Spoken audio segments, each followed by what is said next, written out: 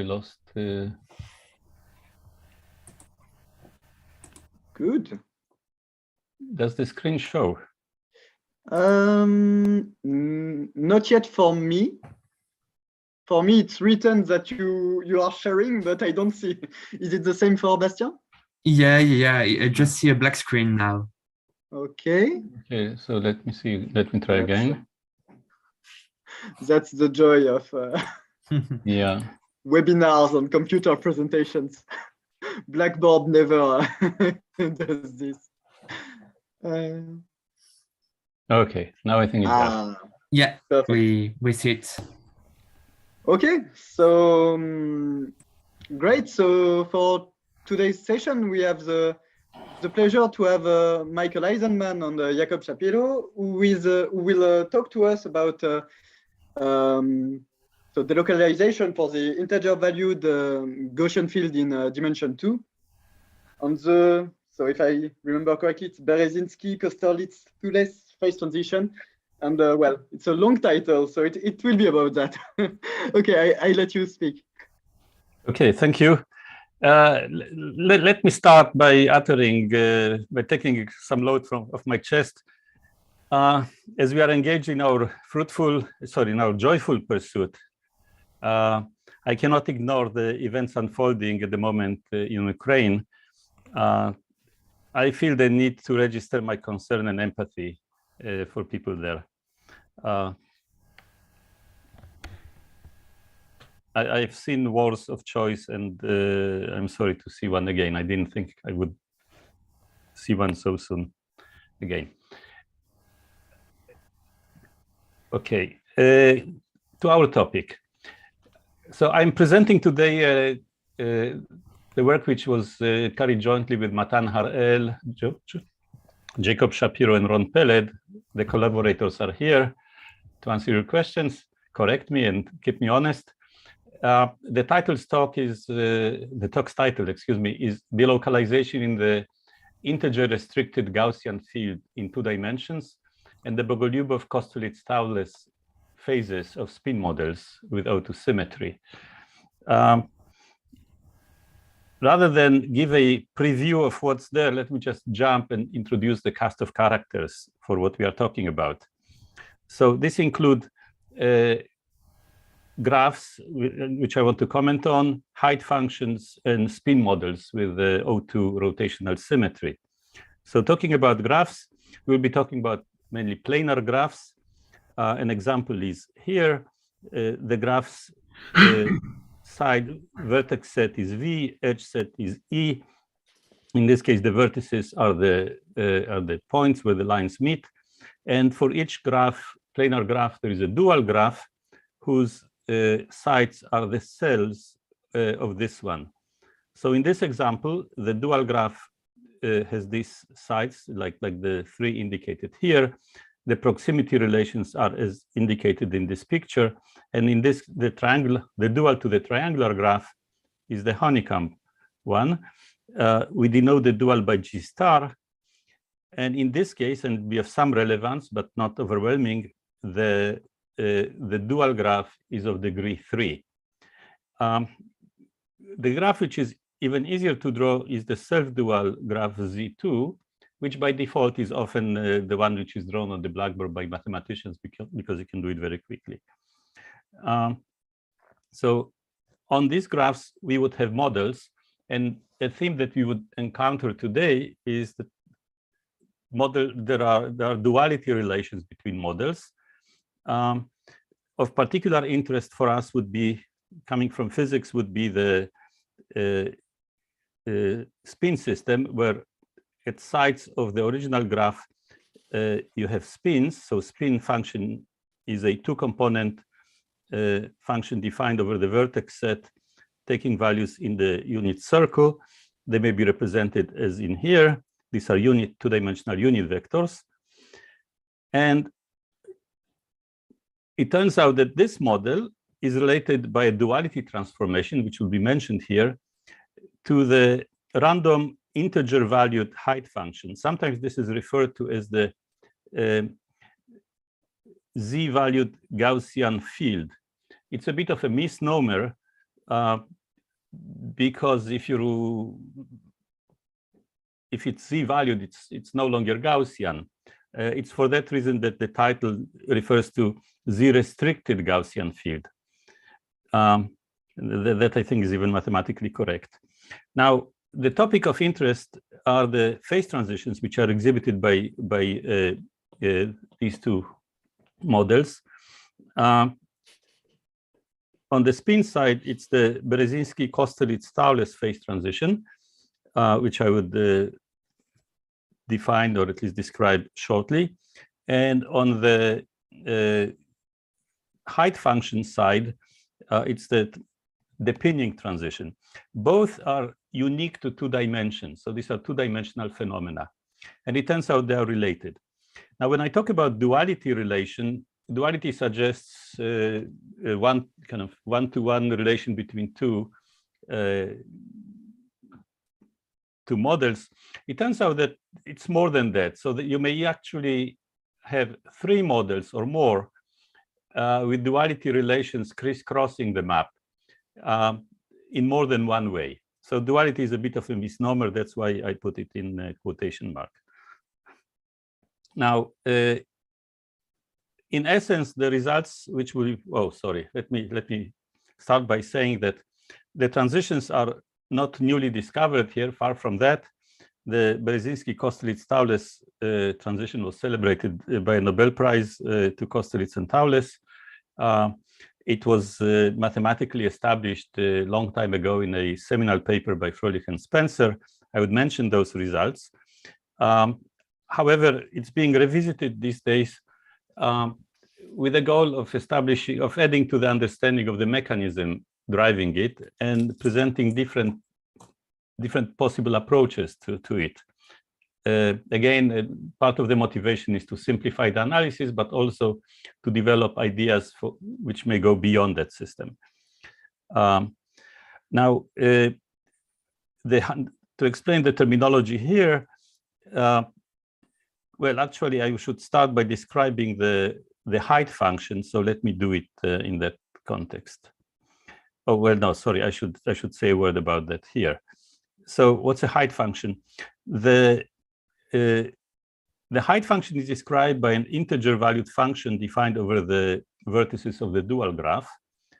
And it would be a random, it can be viewed as a random surface, essentially held together by elastic forces, akin to the Gaussian free field, except that the heights of it are discretized. Without the discretization, the Gaussian field does not undergo the sort of phase transition we are talking about. However, with the discretization, there are 2 natural length scale. One is that of local fluctuation, the other is that of discretization. And depending on the relation, you may expect, and that's proven, that in one, there will be a regime in which the surface is actually held, its fluctuations are held tight in the infinite volume limit, and another one in which it depends and fluctuates away from the value set by the boundary.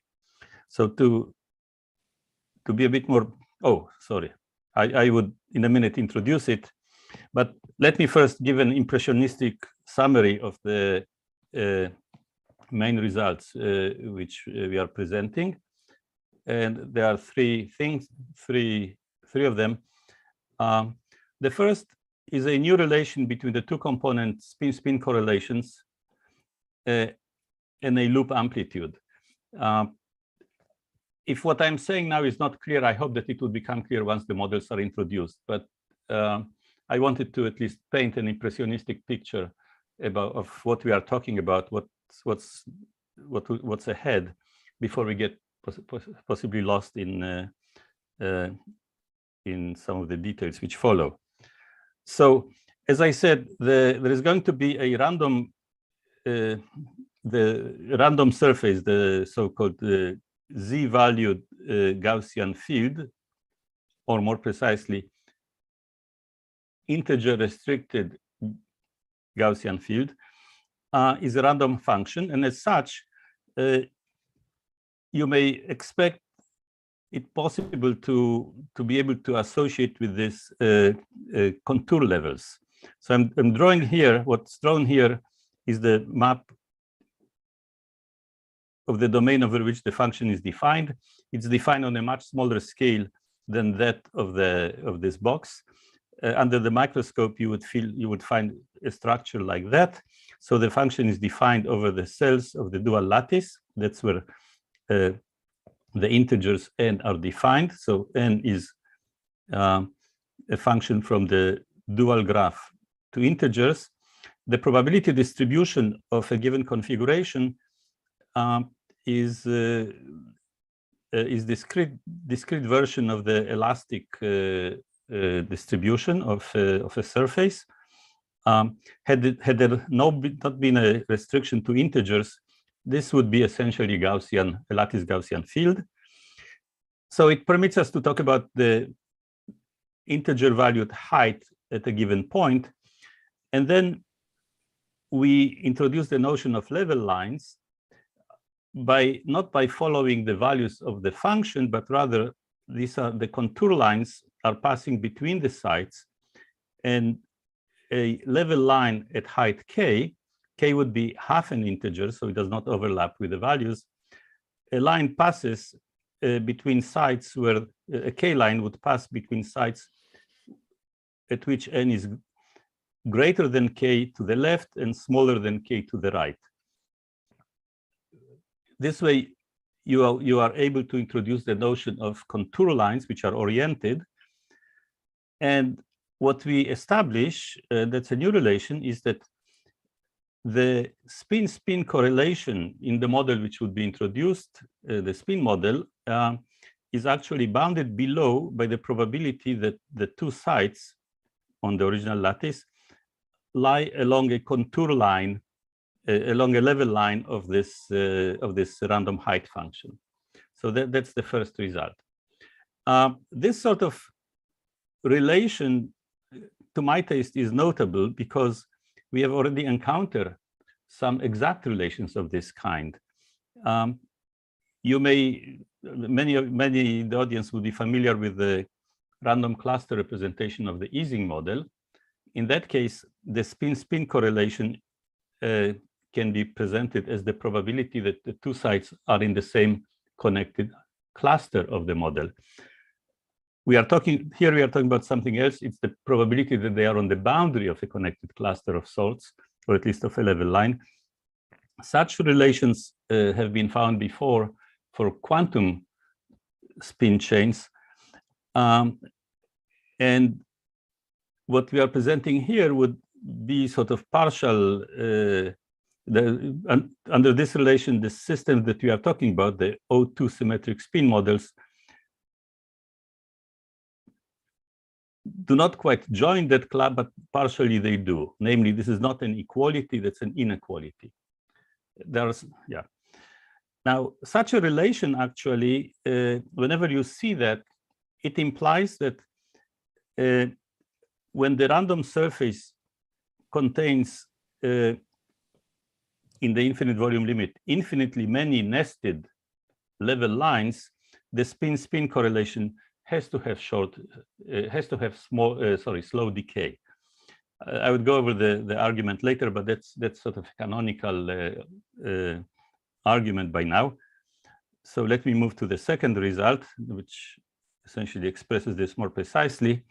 So as I said, the first is this relation, that the spin-spin correlation. I did not yet introduce the model, but you've seen some spin models, and I would introduce exactly this one shortly. The spin-spin correlation in the Villain version of the model is bounded below by the probability that the two sites are connected by a level line of this integer-valued Gaussian field. From this, it follows that delocalization means that the contour maps, for those of you who had the experience of walking on a terrain, looking at a topographical map, this may talk to you. There are terrains which are roughly flat with just local excursions up and down. In that case, the contour levels would be there'll be some nested contours, but a point would be surrounded by only a finite number of contour levels separating it from the boundary value. That's option 1. Option 2, in case of delocalization, the origin would typically be encircled by an infinite number of contour levels in the infinite volume limit. And in that case, we are talking about delocalization. The relation which is listed here implies that the spin-spin correlation, I'm using also translation invariant, essentially fails to be summable. More precisely, the condition which we get for technical reason is that the sum of the two-point function raised to any power smaller than epsilon diverges under the assumption of delocalization. That's then a natural conclusion of this relation.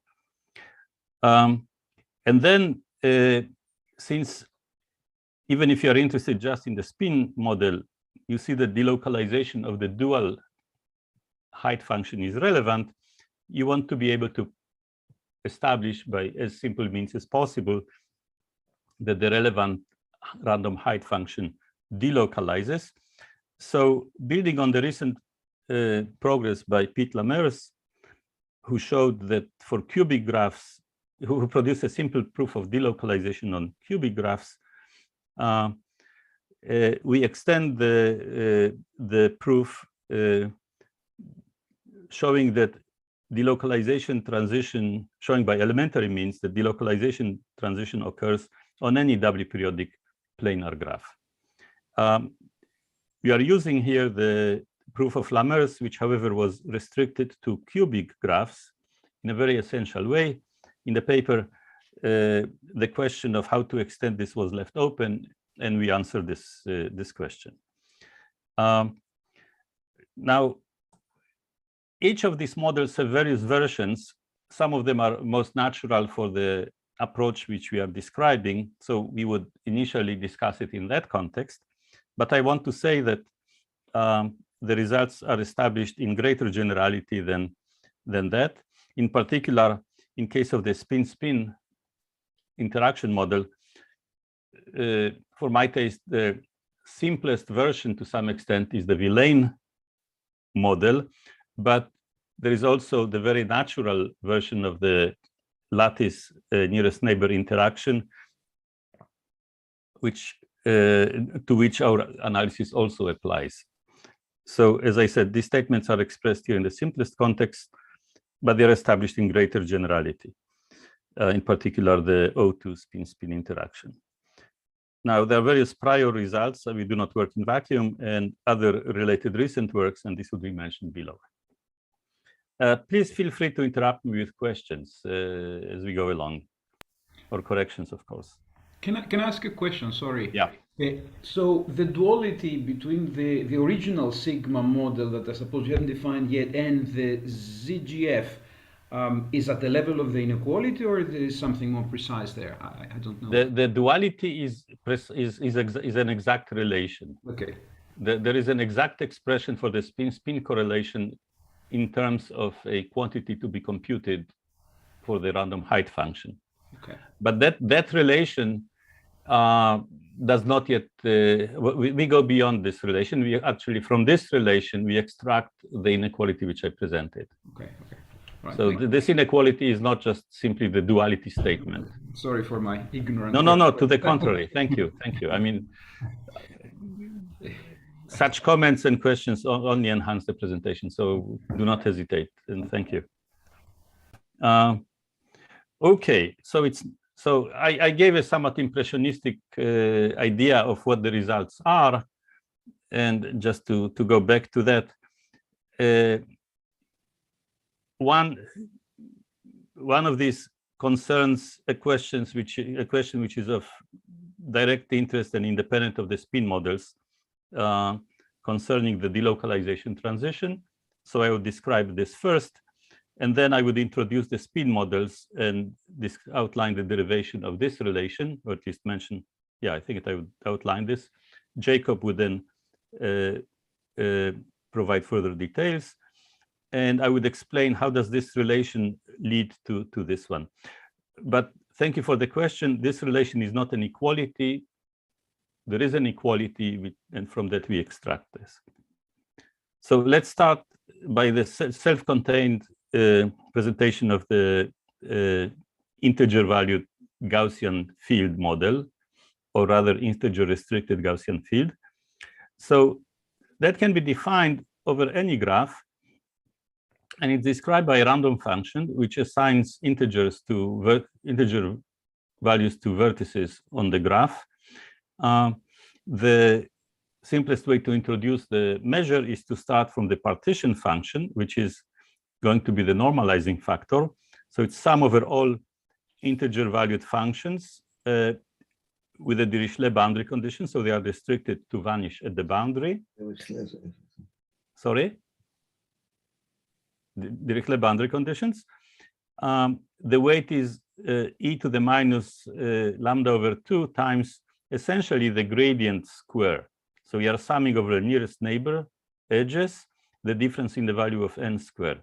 So it's essentially like e to the minus lambda over 2, the second norm of grad n, in essence. That's the partition function.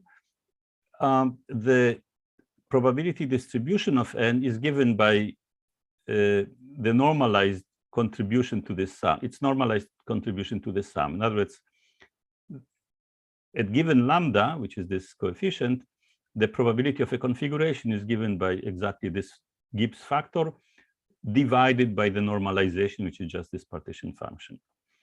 Now, I already used the term pinning or localization.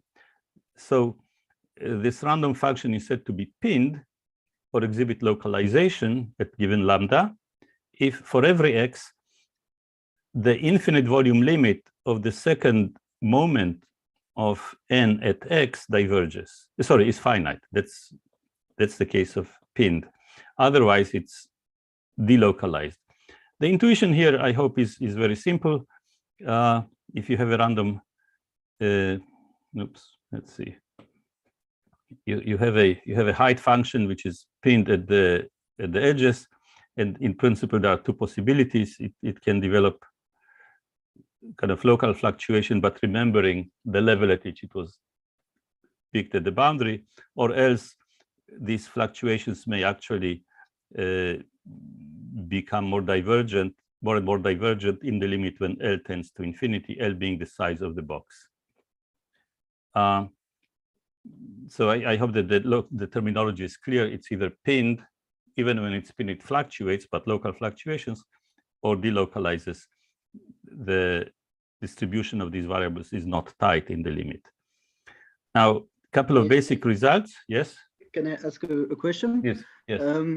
Is it the case that if we are localized, then the altitude at the origin converges in distribution, and that if we delocalize, then it escapes any finite set with probability going to 1? Or yes. Okay. Yes. Yes. Thanks. Yes, that's known. Some fundamental properties of that were very beautifully derived in the thesis of Scott Sheffield, and there were various works which followed adding to that. Actually, we can add to it something. So first of all, for any, so let me be more precise. For any lambda, first question you may ask is, does this limit converge? Not for the distribution, but just for the second moment. And the answer is yes, this limit exists when L tends to infinity. It's a monotone limit, it only increases.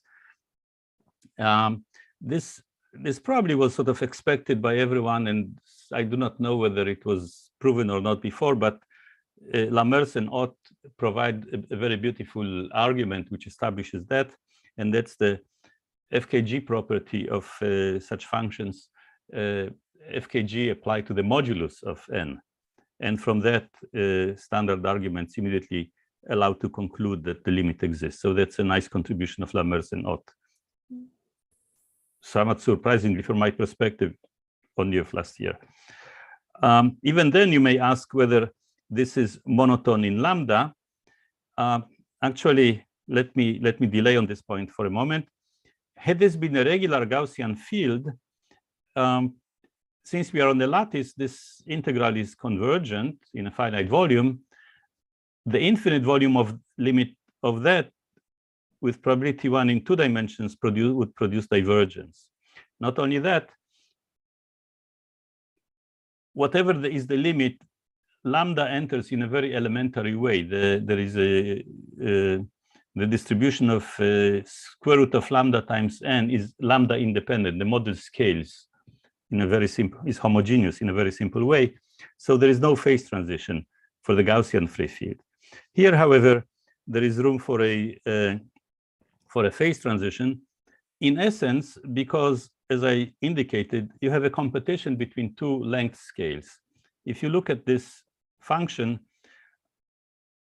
the conditional distribution of n at a site condition on its neighbors is controlled by a Gaussian of width 1 over the square root of lambda. That's the size of the local fluctuations of a level set with respect to the average of its neighbors. On the other hand, the levels are discretized. The jumps can occur only at integer values. So now you may intuitively expect that soft fluctuations would be hard to come by, because one has to get over the discrete level of excitation which is needed to move by one step. So you may expect that if lambda is large, perhaps this localizes, and if lambda is small, it may delocalize.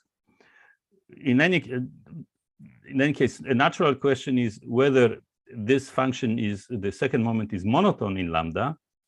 And actually, we show that this is indeed the case. Again, I'm a bit surprised that this has been open until now, as I am told. We find a new tool for answering this through a simple monotonicity argument, applying an inequality which was fairly recently produced by Regev, Stevens, Davidson, and Davidovich. In any case, from the monotonicity, it follows that you can naturally define the critical value of lambda on any graph. But then you find that the phase transition, this delocalization phase transition, is a two-dimensional phenomenon. In one dimension, this is essentially the history of a random walk or Brownian bridge, and you know that it delocalizes for any finite lambda. In more than 2 dimensions, like the Gaussian field, it actually localizes for any positive lambda. So the existence of a non-trivial value of lambda c where it switches from one to the other is really a 2-dimensional phenomenon. Now, some history of that. The first proof of delocalization, of the existence of a delocalization in this sort of models, by this sort, I mean, well, I talked about this elastic energy, but you can think of various other restoring forces. So in a seminal work, this was proven in the paper by Fröhlich and Spencer by a method which they designed, driven, I believe, by the desire to establish the Kosterlitz-Thouless phase transition in 2 dimensions. The method employs another duality relation, which I did not mention so far, which is of the 2 systems which I mentioned earlier with the Coulomb gas. The Coulomb gas corresponds, emerges, and for one of them as a description of topological charges which are associated in a natural way with the system, and their probabilistic distribution is similar to that of Coulomb charges with a 2-dimensional Coulomb interaction, which is a logarithmic potential. And again, logarithmic potential naturally invites the picture, the conclusions of the type I mentioned here, except that the analysis is not quite trivial. it was actually the paper, I believe, where multi-scale methods were introduced and applied to a variety of problems in statistical mechanics.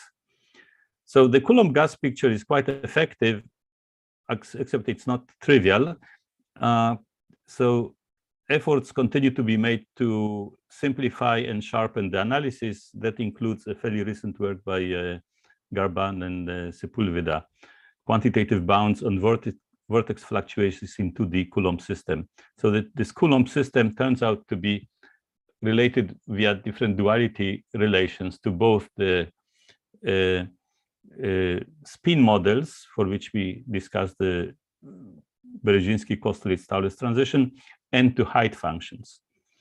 So in a way, the picture of duality relations involve three systems. One is the BKT. One is the spin models. Just a second. Somehow it's too. Spin models. The other is the integer valued fields, and then there are the Coulomb systems, and there are what you may also call duality relations between the Coulomb systems and both the spin models and the height functions. It's through these separate relations that the analysis of the Coulomb systems was used to prove delocalization for height functions and the Kosterlitz-Thouless for spin models. And in a way, what we are doing here is discussing direct relations between these two, which do not go through the Coulomb systems, with the goal of producing a somewhat more elementary derivations of the phase transition. So I would mention, yeah. Let me remove that. Well, actually, as I started to say, recently percolation type methods were successfully deployed to prove delocalization in a number of integer valued random functions. I'm listing here some of the key results. As I mentioned already, Scott Sheffield has done beautiful work on random surfaces in his PhD thesis. It appeared in Asterisk. And there are the works of Chando Gotia, Peled, Sheffield, and Tassi, delocalization in uniform graph homomorphisms. Essentially, this would be height functions which are restricted by the condition that nx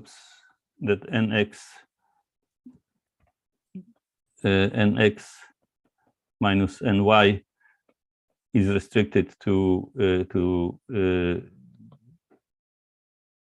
differ by plus or minus 1, and various other models with different tying forces. There are height functions which are associated with the 6-vertex models, and works on this in particular by Dumnil-Copen, Carilla, Manolescu, Ulorama, also by Harel, Lassier, Aufi, Ray. And the more recent work, which I mentioned by Lamers and Ott, who established in this context the absolute value FKG inequality, which I already mentioned is very useful. And more recently, and of direct relevance to what I'm talking about, a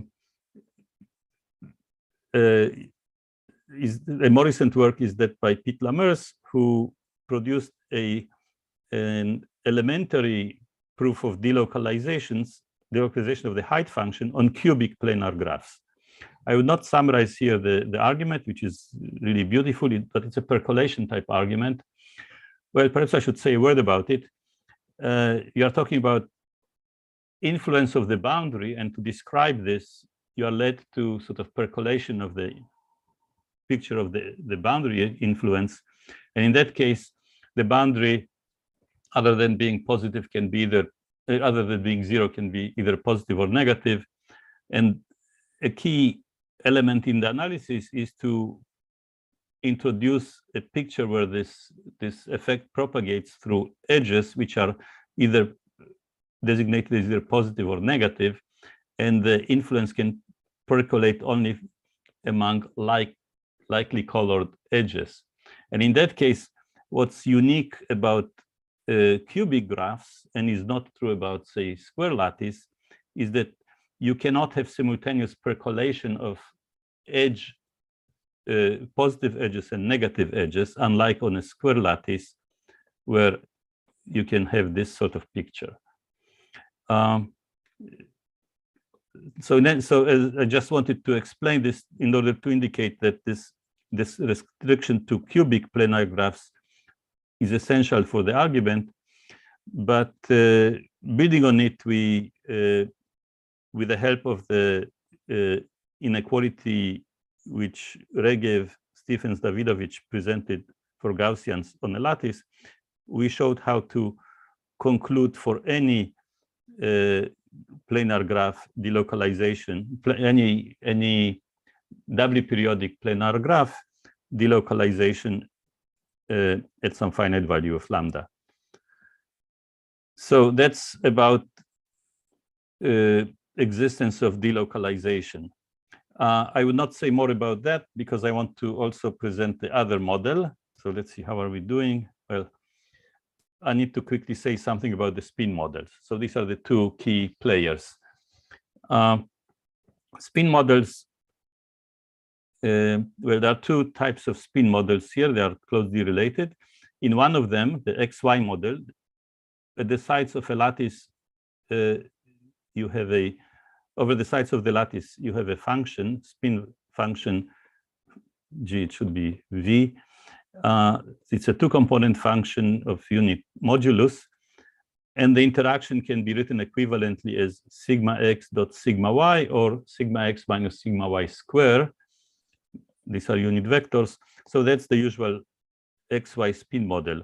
Superficially, it looks like the Ising system, except that the spins admit continuous rotation. So it's like an Ising model, but with a continuous symmetry. The Mermaid-Wagner theorem implies that in 2 dimensions, there is no symmetry breaking. There's no long-range order. Yet there is a phase transition. Let me jump to the next.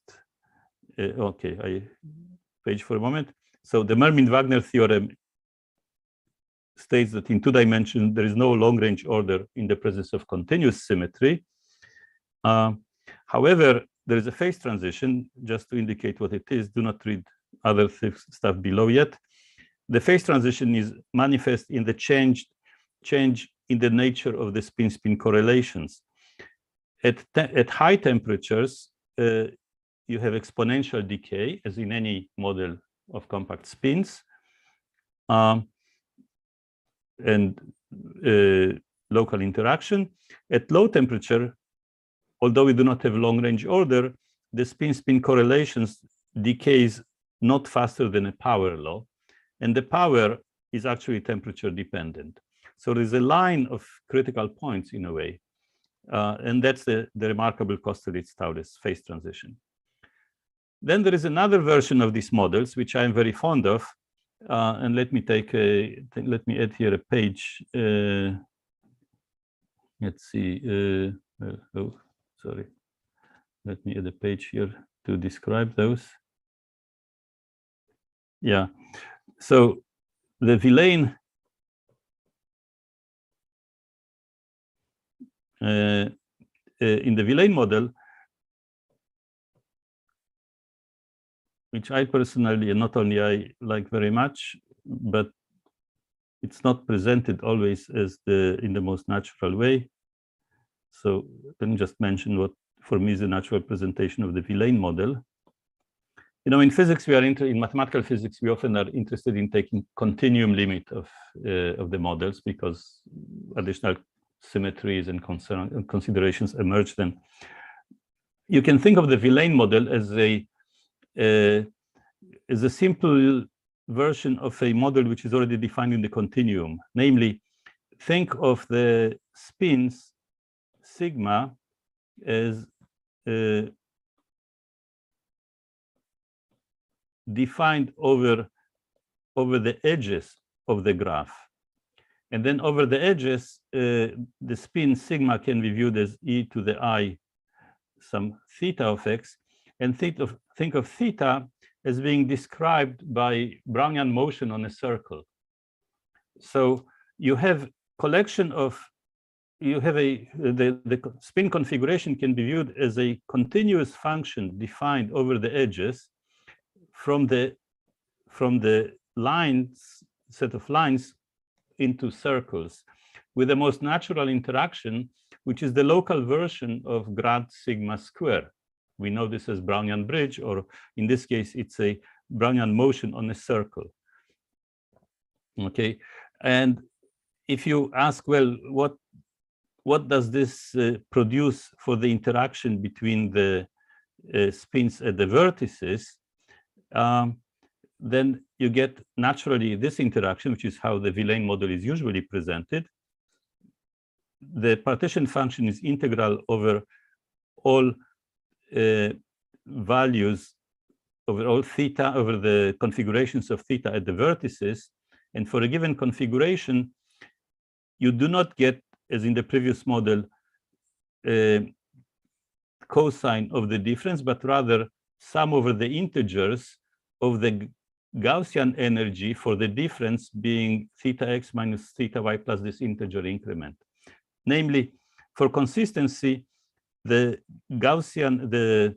Brownian motion on a circle between 2 points may include any number of rotations, but it has to be consistent across a loop. So you have to sum over those winding numbers n associated with the Brownian motion along a path from x to y. So if you start from this perspective, it may look a bit less natural than if you think of it as the most natural continuum model, which I introduced here. So that's the Villain model. And again, the basic phenomenon has to do with the long distance behavior of these models. So the Mermaid-Wagner theorem still applies, and also the Berezinski-Kosterlitz-Taules phase transition occurs. I am close to taking a break, but let me just quickly list it that these are the original papers of Berezinski 71, Kosterlitz-Taules 73, Villain 75. Jose, Kadanov, Kirkpatrick, and Nelson introduced the idea of describing this model in terms of renormalized vertices and discussed the renormalization group picture of that. These ideas were made rigorous in that seminal work by Fröhlich and Spencer.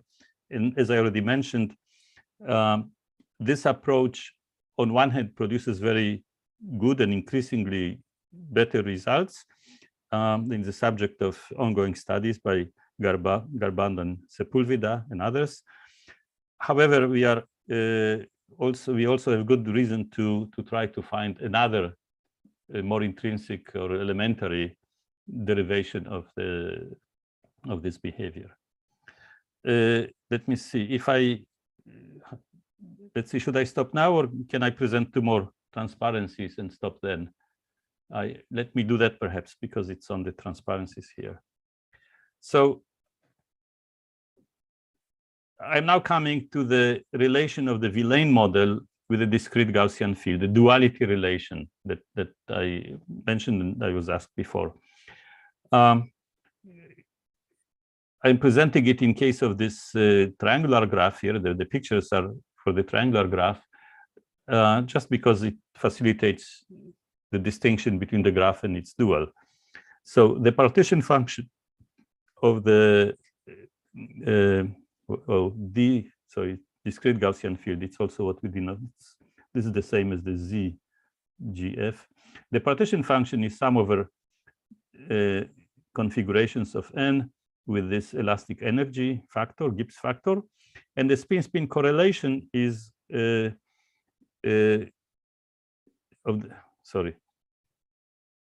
is a duality which I am not presenting here, whose derivation is sort of a Fourier transform of sorts. But let me just least the conclusion. That answers the question which was asked earlier. So if you are asking where would you find in the dual model the spin-spin correlation of the original Villain model, the answer is that Villain's spin-spin correlation is equal to the effect on the partition function of this model of the introduction of the following dislocation. So basically, if these are the spins of the model xy, you join them by a path, and it can be any path, that's gamma xy, and you consider the effect of changing the Gibbs factor by actually discounting a step of size 1 across this line. It may remind you of order-disorder variables, which were discussed since the work of Kadanoff for Ising models. You deform the action in a way which depends on the path, but actually there is homotopy invariance. It depends really on the endpoints of the path, because two different deformations can actually be related by a simple gauge transformation. So the bottom line is, you are asking what is the effect of introducing this change in the action. The change is, instead of taking just the gradient square, you discount from it a jump across this line. Okay, notice that what this does is essentially produces an encouragement for this random height function to have a step across this contour. And if you look at this,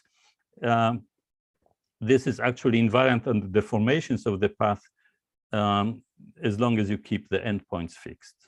So this is the exact relation, except that it does not, the answer of how does it behave does not immediately lead from this page.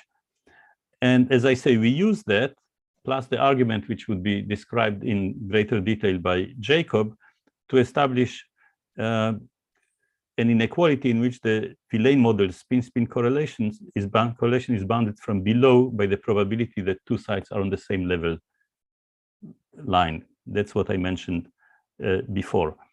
And now no more, well, sorry, there's one more equation which I would write, which is that this sort of relation allows you to conclude the next statement, which is that delocalization implies slow decay of correlations. How does that go? Well, delocalization means that the contour map, instead of exhibiting just local bumps, small hills and small valleys, the value of the height at the origin diverges, which means that if you take a huge system, the origin would be surrounded by, well, sorry, among all the contours, you would find an infinite family of contours encircling the origin. Now, if you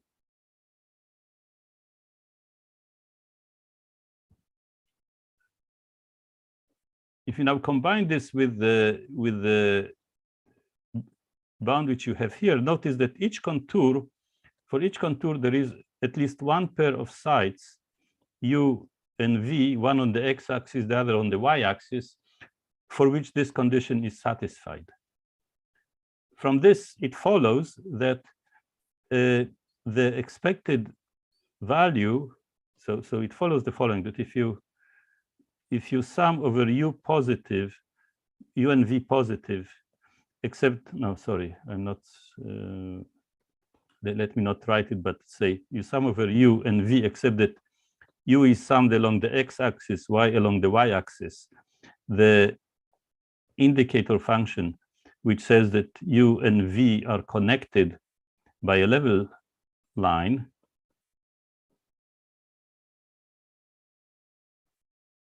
by a K level line, that sum is greater or equal than the number of loops encircling the origin. Let me just call this n sub 0. configuration-wise, this is a pointwise relation. Taking now the expectation value of that,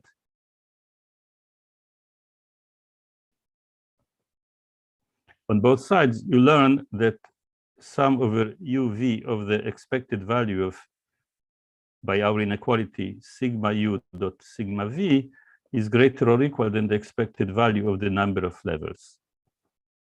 Okay, and now in the delocalized phase, this diverges. And if you think of this in the presence of translation invariance, this is nothing else than the sum of the correlation from 0 to x, where x, sorry, this is nothing else than the sum of the spin-spin correlation, x being a point whose coordinates are u and v of sigma 0, sigma x. Now, I skipped here a technical detail because of which we do not quite get that. We get a tiny improvement. There is a, for a bound, you lose a bit of an epsilon, arbitrarily small epsilon.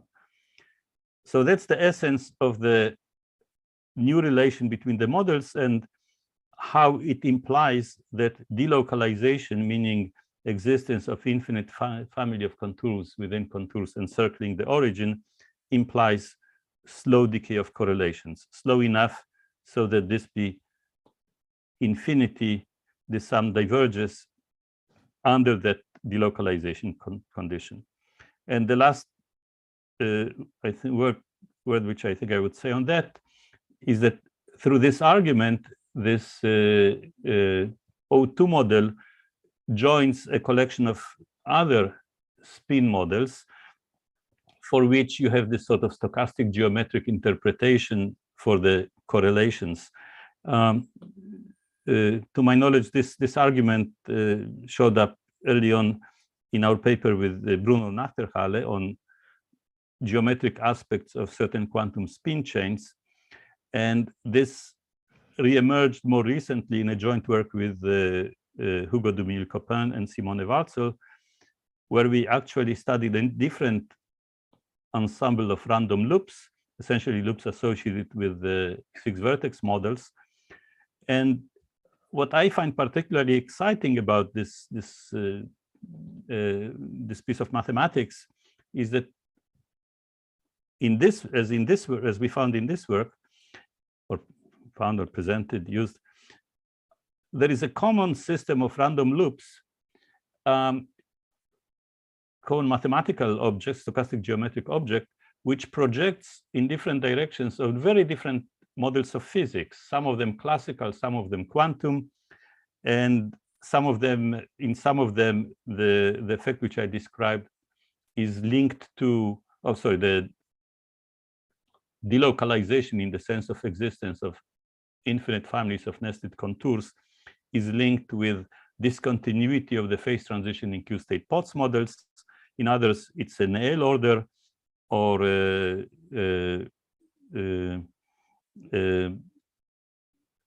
long-range order, or other long-range order in spin chains. So not long-range order, dimerization in spin chains. Yeah, it is sort of a long-range order. And here we append to this family of models for which this argument plays a role, the O2 spin systems. And lastly, I should mention that a contemporaneous alternative approach to the BKT phase transition was presented in essence same day. The articles, we spoke about this earlier, but the articles were submitted, were uploaded on the archive on the same day by Lies and Engelenberg, who presented another new approach to the Brzezinski-Kosterlitz-Taulis phase transition in the planar XY models. So this may be a good time to stop. So this would be continued, but thank you for your attention so far. Well, thank you for this talk. So maybe a first round of applause.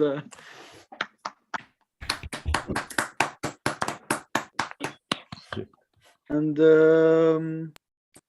Yes, so maybe there is time for 1 or 2 questions. So has anyone some question? Either write it in the chat or just unmute yourself and speak. May I ask one question? Yes. Yes. Thank you. Is there any connection, or could it be done, to the general Gaussian free fields? Those are naturally integer valued Gaussian fields. Would any of these and the derivations of the second part make sense also for the general approach, general surface? By Gaussian free field, yeah, there is a connection. In a way, if you are asking how does this random surface look like, condition on the neighboring sites, the probability distribution of n at site x is given by the Gaussian function, except that its values are sampled only at integers. In the limit in which lambda tends to 0, essentially the function spreads out, and if you kind of rescale it, the constraint becomes less and less significant because, you know, it's like a Gaussian restricted to take values only in integers of scale epsilon, epsilon being 1 over square root of lambda. So the Gaussian field, in a way, emerges from this as a particular limit. The Gaussian field itself is, oh, sorry, I'm talking about the Gaussian on the lattice. So in this case, the analysis of that is much simpler, but perhaps you mean the Gaussian field over the continuum. And then there are other considerations which at this point I'm not ready to address, right? The two-dimensional Gaussian field as formulated over the continuum, of course, requires also some local regularization, and there's a host of interesting phenomena there. I did not fully explore that. Okay, thank you. Thank you. Another question?